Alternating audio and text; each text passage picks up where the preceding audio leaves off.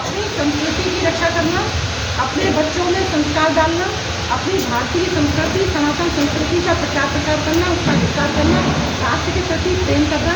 इसके लिए हम जो कार्यक्रम करते हैं, उस कार्यक्रम में होता है कि समय समय पर गोष्ठी आयोजन करना, जितने हमारे हिंदुओं के त्यौहार हैं उन त्यौहारों को मनाना, जैसे नवरात्रि मनाना, राम उत्सव मनाना, कृष्ण जन्मोत्सव मनाना, इस तरह की हम कार्यक्रम करते हैं। कुछ धार्मिक कार्यक्रम भी करते हैं जिससे कि बच्चों में वो रुचियाँ जागृत हों।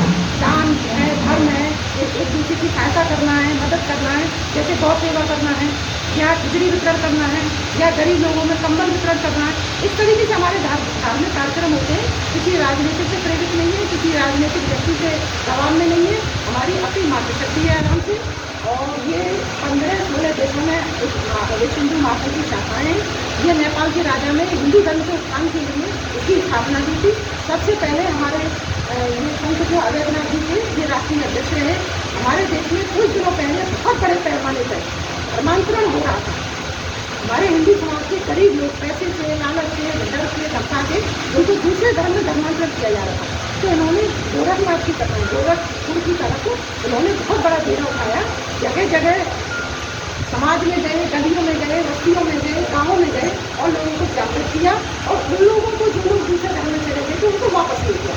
और तब से ये संगठन ये काम कर रहा है। यही हमारा उद्देश्य है कि हम अपनी संस्कृति को, अपने धर्म को, अपने राष्ट्र के प्रति प्रेम को इसको बढ़ाएं। और हंसी खुशी जो हमारे भारतीय संस्कृति में जो त्यौहार मनाने का जो उल्लास है, आजकल देखा होगा बच्चे बहुत डिप्रेशन में जाते हैं। वो इसीलिए जाते हैं कि हमारे जीवन से उल्लास खत्म हो गया है, प्रेरणा खत्म हो गई है, मार्ग नहीं मिलता, रास्ता नहीं मिलता। हमारे हिंदू मैथोलॉजी में डिप्रेशन नाम की कोई चीज़ है ही नहीं। अब हमारी समझ में आता है। हम लोग गाँव में जो औरतें ना जरा जरा से त्योहारों पर नाचती थी, कूदती थी, जरा जरा सी बातों पर होता था। अब हमें यह पता चला कि उनको डिप्रेशन क्यों नहीं होता। हमसे बहुत ज़्यादा कष्ट में वो रहते हैं, हमसे बहुत ज़्यादा अभाव में रहते हैं। देखिए हमारे पास अगर 4 जोड़ी कपड़े हैं और अगर 5वां हमने नहीं खरीदा दे तो हम डिप्रेशन में आ जाते हैं। लेकिन वो 2 जोड़ी कपड़े में पूरे उल्लास से जीवन जीते हैं। तो यही हमारा उद्देश्य है कि इसका कारण वो नहीं है, इसका कारण हमारी संस्कृति है, हमारी थॉट है, हमारा जीवन जीने का एक तरीका है। सनातन संस्कृति, सनातन धर्म कोई धर्म नहीं है, कोई पंथ नहीं है। ये एक जीवन जीने की कला है, एक आर्ट है, ये प्रकृति से जुड़ी हुई है। इसलिए हमारे ऋषि मुनियों ने वो मार्ग बताया है। हमारा उद्देश्य उस मार्ग पर बच्चों को चलाना, अपनी महिलाओं को चलाना, गृहिणियों को चलाना, अपनी